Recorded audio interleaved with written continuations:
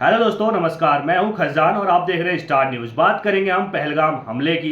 इस हमले से जुड़ी हुई अब तक क्या कुछ कार्रवाई हुई है, क्या कुछ इस पर पाकिस्तान ने बोला है और क्या कुछ मीडिया में छुपाया जा रहा है और क्या कुछ दिखाया जा रहा है, सब कुछ विस्तार से चर्चा करने वाले हैं। पहलगाम में 26 निर्दोष लोगों की हत्या कर दी जाती है, मासूम लोगों को मार दिया जाता है और जम्मू कश्मीर के अंदर ये पहला ऐसा बड़ा हादसा है जो पर्यटकों पर हमला होता है। अन्यथा अभी तक जम्मू कश्मीर में आतंकी हमले होते थे लेकिन सेना पर होते थे, लेकिन पहली बार पर्यटकों पर हमला हुआ है तो देश में गुस्सा है। सेना पर हमले होते हैं उस पर भी गुस्सा होता है, लेकिन पर्यटकों पर हमला होना कहीं ना कहीं इस बार जो आतंकियों ने निशाना बनाया है वो सीधे तौर पर मोदी सरकार को चैलेंज दिया है कि भाई साहब तुम पर्यटन की बात कर रहे थे जम्मू कश्मीर में, उस वहां की खुशहाली की बात कर रहे थे, लेकिन खुशहाली पर्यटन से आ रहा था और पर्यटकों को ही आतंकियों ने निशाना बना दिया। मोदी सरकार ने कई सारे बड़े एक्शन भी लिए हैं। उन एक्शनों की अगर हम बात करें तो भाई जितने भी पाकिस्तानी हमारे देश में थे, भारत में थे, उन सबको वापस जाने के लिए कह दिया और भाई 48 घंटे में खाली करो का, भगाओ का।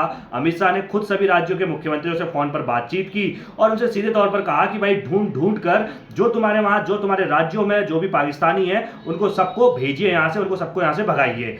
एक तो बड़ा एक्शन ये हो गया। इसके अलावा जो दूतावास है पाकिस्तान का दिल्ली में, वहां से उनको खाली करने के लिए कह दिया कि भाई तुम भी जाओ, अपना बोरिया बिस्तर समेटो, तुम भी निकलो। और जो पाकिस्तान में हमारे अधिकारी है, वहां जो दूतावास था, उनको भी वापस आने के लिए कह दिया कि भाई तुम भी वापस आ जाओ। इसके अलावा एक तो सबसे बड़ा जो फैसला लिया गया वो था सिंधु जल समझौता, सिंधु जल जो संधि थी उसे समाप्त कर दिया, यानी कि पाकिस्तान को प्यासे मारने की ये पूरी तरीके से एक बड़ा फैसला लिया गया, जिसकी हम सराहना करते हैं। बहुत बढ़िया ये फैसला है, क्योंकि आतंक लगातार पाकिस्तान पनपा रहा था और पानी अगर तुम रोक दोगे तो भाई जो उसकी पैदावार है ना आतंक की, उस पर ये बहुत बड़ी चोट होगी। और वहां 80% इस पानी पर किसान टिके हुए थे, उस खेती टिकी हुई थी और करीब 21 करोड़ लोग इस पानी के सहारे थे, सिंधु के जल के सहारे थे और इस पर 80% पाकिस्तान का हक होता था। 1960 में समझौता हुआ था, वो वीडियो हमने डाला है, क्या है सिंधु जल समझौता, अगर आपको देखना तो हमारे चैनल में जा सकते हैं। लेकिन एक ये बड़ा फैसला भारत की तरफ से लिया गया।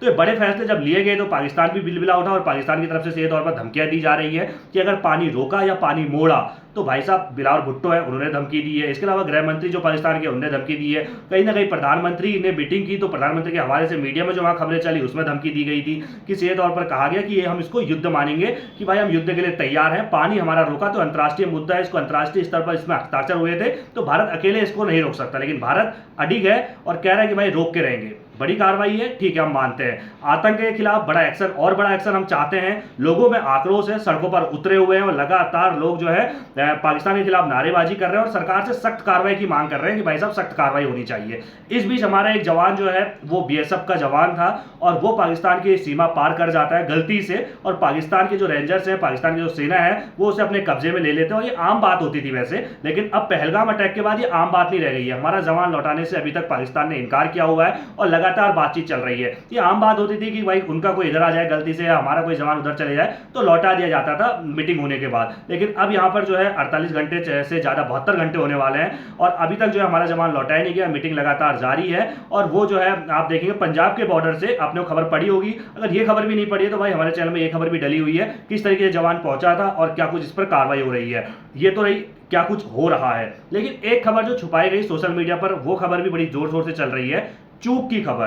भाई एक्शन है, अच्छी बात है, आतंकियों के खिलाफ सख्त एक्शन होना चाहिए, लेकिन ये चूक हुई क्यों, ये देश जानना चाहता है। लेकिन मीडिया में अधिकतर जो बड़े मीडिया आप देखेंगे, टीवी चैनल देखिए या फिर अखबार देखिए, उन अखबारों में इस चूक की खबर को या तो बहुत छोटे कॉलम में छापा है बिना हेडलाइन के, और या फिर टेलीविजन पे इस पर चर्चा ही नहीं चल रही है कि भाई चूक के लिए कौन जिम्मेदार है और इस पर क्या कुछ होना चाहिए कि आगे से ना हो। इस पर चर्चा के बजाय चर्चा सिर्फ और सिर्फ धर्म पर चल रही है। मैं मानता हूं धर्म पर चर्चा होनी चाहिए, क्योंकि जिस तरीके से हत्या की गई, नाम पूछकर और यहां तक कि कलमा पढ़ाकर, मैं इसके पक्ष में हूं, बिल्कुल इस पर धर्म पर चर्चा होनी चाहिए, लेकिन इस चूक पर भी चर्चा होनी चाहिए जो नहीं हो रही है। हम क्यों कह रहे हैं चूक हुई? खुद किरण रिजिजू, सर्वदलीय बैठक होती है, मंत्री हैं किरण रिजिजू, अल्पसंख्यक मामलों के मंत्रालय उनके पास है मोदी सरकार में, वो बाहर आते हैं जब सर्वदलीय बैठक से, तो वो खुद कहते हैं कि आईबी और अन्य जो एजेंसियां हैं उनके द्वारा हमें जानकारी दी गई, इस पर एक चूक हुई थी और उस चूक के बारे में सर्वदलीय बैठक में चर्चा की गई।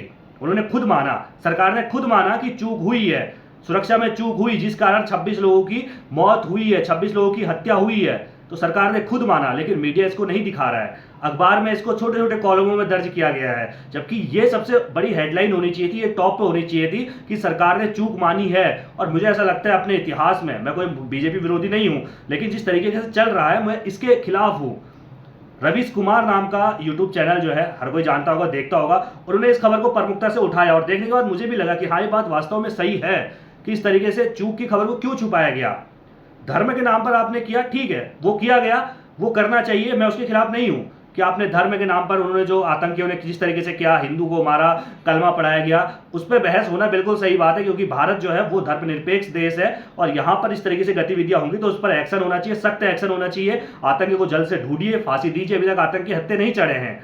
4 तस्वीरें जरूर सामने आई, लेकिन कहां गए नहीं पता चला। 2 स्थानीय कहा गया और 2 ये कहा गया कि पाकिस्तान से आए थे, लेकिन वो कहां छिप के बैठे, अभी तक उनको तलाशी अभियान लगातार जारी है, वो मिल नहीं पा रहे। उनको ढूंढिए और उनको फांसी दीजिए, बिल्कुल सही बात है, जो बड़ी से बड़ी सजा हो सकती है वो दीजिए उनको। लेकिन जो चूक वाली खबर है, इसको क्यों छुपाया गया? यानी कि सबने छुपाया तो सबका एडिटर एक ही है।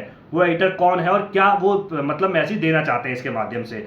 और खुद किरण रिजिजू ने एएनआई जो एजेंसी है उसको ये इंटरव्यू दिया था सर्वदलीय बैठक के बाद कि चूक हुई है और उस चूक के बारे में सर्वदलीय बैठक में हमने बताया है।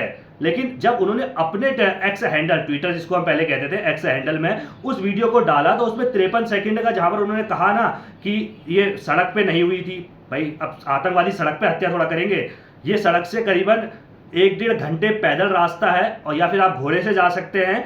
उस जगह पर आतंकियों ने निशाना बनाया और यहाँ पर आईबी और जो अन्य ऑफिसर है, एजेंसियां हैं, उनके द्वारा हमें बताया गया कि चूक हुई थी और उस चूक के बारे में हमने सर्वदलीय बैठक में चर्चा की है। तो सरकार ने भाई माना है चूक हुई है, तो उसको आप खबर में दिखाइए। लोगों को पता चलना चाहिए कि यहाँ पर कहीं ना कहीं फेलियर रहा सरकार का, चूक रही। क्योंकि जम्मू कश्मीर में जिस तरीके से वारदातें लगातार हो रही है, सरकार कहती है कि सब सुरक्षित है, लेकिन 26 निर्दोष लोगों ने क्या पता था, वो कोई अपने शादी का हनीमून मनाने के लिए गया था, कोई अपने परिवार के संग घूमने के लिए गया था, कोई दोस्तों के संग घूमने के लिए गया था, और सभी को जो है आतंकियों ने भाई किस तरीके से निर्मम हत्या की। तस्वीरें आप सभी लोगों ने देखी और वो बड़ी भयभीत दर्दनाक तस्वीरें सामने आई थी, और जिसके बाद सरकार से सवाल पूछा जाना चाहिए। खुद सरकार की तरफ से अभी तक कोई प्रेस कॉन्फ्रेंस नहीं की गई है। ये भी एक बड़ा मसला है कि सरकार के द्वारा प्रेस कॉन्फ्रेंस क्यों नहीं की जा रही है। भाई, जब सवाल जवाब होंगे तो लोगों को सच पता चलेगा ना कि आखिर कहां पर चूक हुई, क्यों वहां पर कोई भी सुरक्षाकर्मी नहीं था। अगर 1-1.5 घंटे का पैदल रास्ता है, पर्यटन वहां जा रहे हैं, हजारों की संख्या में वहां पर्यटन आ रहे हैं, सरकार की तरफ से कहा जा रहा है कि भाई वहां पर होटल मालिक जो थे या फिर जो इस घाटी का जो देख रेख करता था पर्यटक के हिसाब से, उन्होंने जानकारी नहीं दी कि ये ओपन कर रहे हैं, हम खोल रहे हैं, सरकार को इसकी जानकारी नहीं थी।